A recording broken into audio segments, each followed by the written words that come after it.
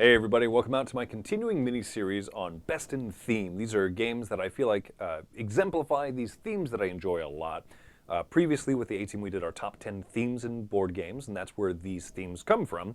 So my number 6 today that I'll be discussing is Wartime Historical. Non-war games, but do take place in a historical setting. Something about that setting interests me or makes me want to learn a little bit more about it. And then my number 5 is Batman. A little bit more straightforward. Doesn't really require that much explanation. But let's talk about the historical games here. Let's go in. I'm going to be going through these kind of in, starting first with the games that I feel like really exemplify the theme, and the later picks in each theme are just kind of like, well, I wanted to talk about these games anyway, so let's just fit them on this list here. But when I think of Wartime Historical, absolutely the first game that comes to mind is Black Orchestra. This is a fantastic game about resistance fighters within Germany trying to take out Adolf Hitler through very well-researched historical assassination plots. You control various characters in this game. It is a cooperative game. It has a little bit of the pandemic formula where you're individual players with unique powers, and you can work together, trade resources around, and try and attempt these plots, these assassination plots. But there's a lot of great thematic touches going on in here. There's a lot of history. It's very well researched. After playing some of these characters, I thought, I gotta learn more about this. I gotta read. I spent a lot of time reading about the Third Reich and about these assassination plots from within. The game does kind of paint all these people a little bit as like heroes and stuff. Well, some of them are, sure, but also some of them were doing these plots for very selfish reasons. But nonetheless, I think this is a really fascinating and somewhat overlooked part of history. It's a really good cooperative game. There's quite a few printed, 3D printed pieces in here, but this is kind of what the game looks like. Very Spartan graphic design, very historical. I really love the fact that it does look like this, though, because it kind of puts you in that mindset. Allows you to experience something that you weren't there for, right? But appreciate the history in that. To that end, the next pick that I have on this list here is Maquis. This is about French resistance fighters in World War II. World War II is a very well-studied and researched part of history, and one that does fascinate me, and so I have studied about it myself. Maquis is a solo-only worker placement game where you're putting pieces out onto this city here, but the further up north that you go into the city, the riskier it is, because as you put workers out, also German soldiers and guards will be coming out, and they will be cutting off these pathways, these connections on the map. If you have people out in areas that are cut off by soldiers, you've lost contact with them. And so it has a little bit of that gut-wrenchingness to the theme. You are sitting there, trying to take the important risks that you need to in order to be able to get all this stuff done to win the game, but also it does feel like you're sending these people off on these very dangerous tasks. I like it. It's a good game. It really is. Still living in World War II at the moment, Blitzkrieg. This is less on the, it is researched and everything like that, but the first two are tremendous works of bringing education into a game, I think, whereas Blitzkrieg is a cool game. It is a majorities game. It is a two-player head-to-head tug-of-war game, but you're playing a tug-of-war across these 5 different regions, and I typically don't like tug-of-war as a two-player game mechanism, but this one intrigues me because it's a tile-laying game. You pull tiles out from a bag, you have some behind your screen, and you can choose one of those to put out. If you put it onto one of these spots here, you get whatever the bonus is shown on it, but also you are trying to move that majority marker your direction. You score points if you're the first person to finish a row. It has things that I don't always love in a lot of games, but this one is so charming and it pulls it off really well. It has a follow-up called Caesar. This is the war between Julius Caesar and Pompey for control of the area there of Italy. But this game is really good.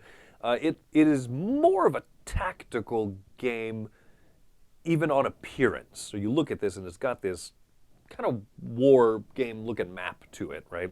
And you're putting these pieces out there that have numbers on 2 sides, and so you put them over these lines, in such a way that you are putting, a different amount of influence into two adjacent sectors, which I think is really smart.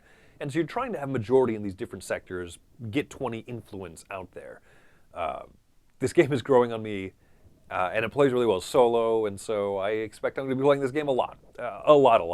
But like I said, it doesn't make me sit there and want to research and stuff as much, and so that's why it's a little bit later in the list. Empire's Age of Discovery, a really fantastic worker placement game. This is one of the first ones I can think of that has like specialized workers. Some are soldiers, and some are builders, and some help you get more points and whatnot. You put out all of your workers for a round around the table, and then they fire off in action number order. And some of them will send them off, into the map here, and you're trying to get majorities there. Like I said, this is a very historical game, but it's not as much one that makes me want to read in stuff and learn about it. And I can definitely say the same thing about El Grande. It takes place as the monarch is fading in power, and so individuals are trying to gain more influence and control over the regions. It's a very neat, it's a really neat area majority game, area control game. It's probably the inspiration for a lot of them that have come out since then, but I do enjoy this game a lot. But like I said, thematically it's a little bit more of a stretch, so that's why it's lower here. But I really enjoy all those games mentioned. But those first few, especially for pulling me into that theme. Now, my next one here, my number 5 favorite theme, I said was Batman. I'm going to give this caveat here. There's a lot of Batman games that I haven't played, but I am interested, I'm compelled to, even when I otherwise wouldn't have any interest in those games, like the really big Batman the Miniatures game. I was so close to backing that one, solely because I really want a great Batman game. Batman's one of my favorite themes, is my favorite superhero and everything, but I haven't played a ton of games with that theme, and I feel like you're going to see that here as I discuss some of my favorites. So let's go ahead and get started here. But this first one I feel like is a really good thematic pick, and that is called Batman The Dark Knight Returns board game. This is also a solo-only game. This is my second one on this list here. You could technically play it as a 2-player, kind of a skirmish game, but I'd rather just play the solo mode, I think. It's got a couple of great mechanisms in there. There's an event deck that you are seeding, because there's cards that you'll get that you can get powers from, but the one that you don't choose goes into the event deck. I like that a lot. There's really great touches to it. It's you move around a map and you're trying to beat up bad guys, the mutants, and you want to avoid the cops and beat them up, right, or whatever. But you're a vigilante. You're 80s grimdark Batman.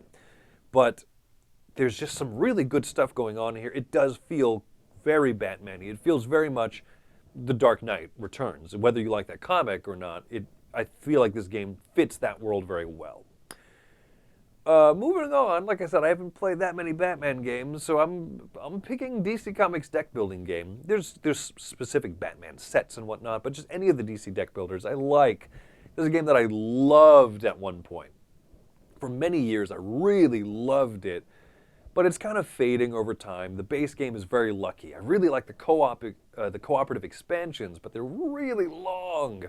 And so this is a game where it's a deck building game. Is it thematic? At a micro level, yes. Each card feels very thematic. At the macro level, the large scope, not so much. You're superheroes and you're fighting each other, and you get villain cards that have attack abilities on them. Why is Aquaman playing a cheetah attack card against Batman? I don't know. Get more points. But at the micro level, every player is a different asymmetric superhero. If you're Batman, you want to get more equipment cards, because that gets you more currency in the game. You play the Bat Signal. It lets you take any hero card from your discard pile, put it into your hand. You play the Robin card. He lets you fetch any equipment card from your discard pile. There's great interactions in this game. It's not incredibly wildly balanced per se, but it is fun, and I have a lot of nostalgia for it. So I really like the DC deck builder, maybe more than I objectively should, so to speak. But it does give me those Batman feels when I get like the Batman characters, and I combo well with other characters that Batman works with. I like that. Next up, Funkoverse. This is a game that I feel like does the theme better than I actually enjoy the mechanisms. And also Funkoverse is literally any theme. Kool-Aid Man, the Golden Girls, right? All that stuff. But I do like the idea of Batman and Robin and Joker and Harley Quinn and stuff running around and trying to, or Catwoman. Maybe there's a Robin set, I don't remember. But it's a game I've not played a tremendous amount, but I think it's cute. I think it's fun. And, you know, I like the cooldown track. There are good mechanisms to it, but these types of skirmish games they don't speak to me usually. But, you know, it's neat. It's neat that this type of game does exist with the Batman skin on it. But moving on, this is the biggest stretch on my list by and far. The last game I'm going to talk about today is Batman Love Letter. Yes, this is just the Batman theme printed on an already existing game. But I like it. This is probably my favorite Love Letter, actually. I think Love Letter is a great little system. It's a very good game. But there's something so charming about the fact that there's Batman in it. It's so ridiculous that it's called Batman Love Letter. That should turn me off from it right away, and it did for a little bit, but I think this is actually one of the best versions of Love Letter because when you play the number 1 cards, and there's a lot of ones in the deck, you can guess what card someone else is holding. If you guess correctly, in most Love Letter games, you just knock that person out, and you are hoping to be the last person in the round so you get a point. But in Batman Love Letter, every time you play the number 1 card and guess someone correctly and knock them out, you get a point. That fits with the world's greatest detective motif. Hooray, right? But I also just like that mechanically. It keeps the game moving. It has lots of excitement where you could score multiple points in a single round. So even though someone has 4 points more than you, you're not really out of it. So like I said, my favorite version of Love Letter, I really like Batman Love Letter. It's unfortunately not in print because AEG sold off the Love Letter franchise to Asmodee, that little company. So they're doing like the Marvel and the Star Wars ones. That's great and all, but I love me some Batman Love Letter. Glad I still have my copy of it. So those are my some of my favorite games within those themes, and not just my favorite games, but the games that I feel like exude that theme really well. So I've got 2 more of these to go. Make sure to check on back and watch those as well as I go through the remainder of my favorite themes. But until next time, my name's Chris Yee. Thanks for coming by the Dice Tower. Have yourselves a great day.